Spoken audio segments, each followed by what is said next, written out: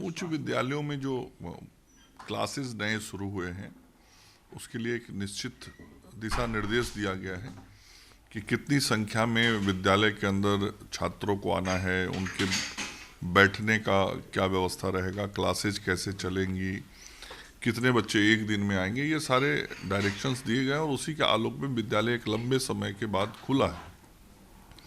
स्वाभाविक रूप से बच्चे विद्यालय में आके पढ़ें, इसकी मांग भी हो रही थी और आवश्यकता भी महसूस की जा रही थी, लेकिन हम उतने ही सतर्क इस मामले में भी हैं कि कोरोना का प्रभाव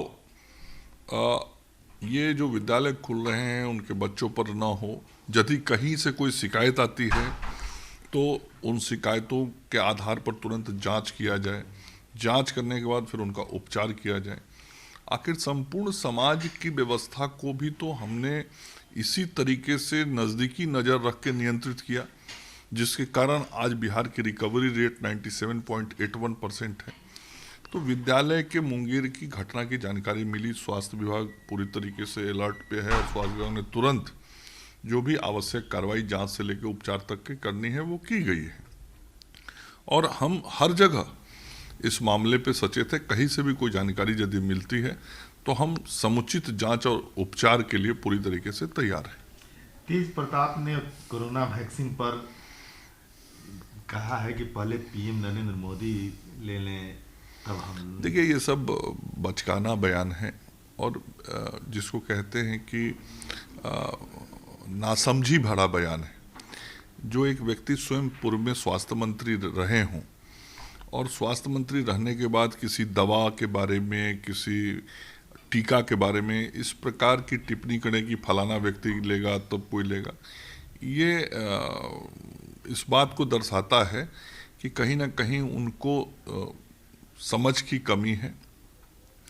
जिन वैज्ञानिकों ने इस टीका को बनाया है उस पर उनको भरोसा नहीं है, या ऐसे बयान दे के वो मीडिया में बने रहना चाहते हैं।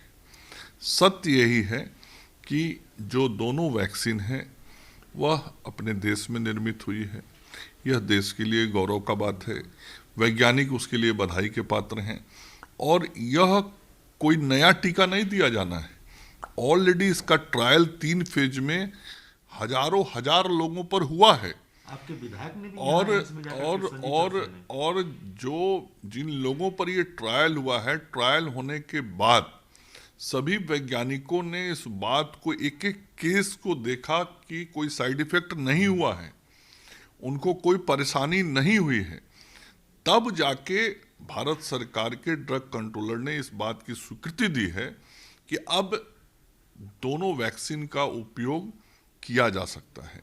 तब अब वैक्सीन के उपयोग की बात हुई है और हमारे विधायक संजीव चौरसिया जी ने जाके स्वयं वैक्सीन लिया है। ऐसी बहुत बड़ी संख्या है राजनीतिक कार्यकर्ताओं की भी, सामाजिक कार्यकर्ताओं की, जिन लोगों ने वैक्सीन लिया है और प्रोटोकॉल बना है। ये बात समझना पड़ेगा किसी भी व्यक्ति को कि जो भारत सरकार के गाइडलाइंस हैं उसके अनुसार ही टीकाकरण होगा। ऐसा नहीं होगा कि किसी को हड़बड़ा के आगे जाके टीका दे देंगे या किसी को बाद में।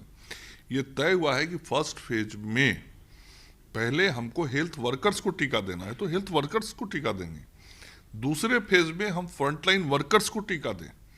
और उस क्रम में कल हमने सुझाव भी दिया है अपने केंद्रीय स्वास्थ्य मंत्री को कि जब फ्रंटलाइन वर्कर्स का टीकाकरण हो तो उसमें पंचायत से लेकर संसद तक के जो जनप्रतिनिधि हैं उनका भी टीकाकरण किया जाए।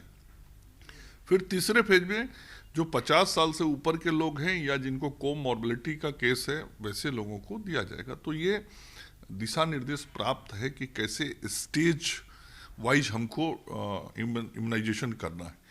तो ये समझ के ही कोई बयान देना चाहिए, ये कोई राजनीति का खेल नहीं कि ऐसे ही कुछ भी बोल दिया। आज ड्राई रन 38 जिलों में हुआ। इसकी पूरी तैयारी बिहार सरकार ने की थी और स्वास्थ्य विभाग ने इस तैयारी को आज मुकम्मल पूरा कर लिया है। सभी जिलों में 3-3 स्थानों पर ड्राई रन मॉक ड्रिल किया गया है और जो हमने अपने टीकाकर्मियों को प्रशिक्षित किया था उसका भी आज परीक्षा था कि जो प्रशिक्षण उन लोगों को प्राप्त किया गया था वो पूरी तरीके से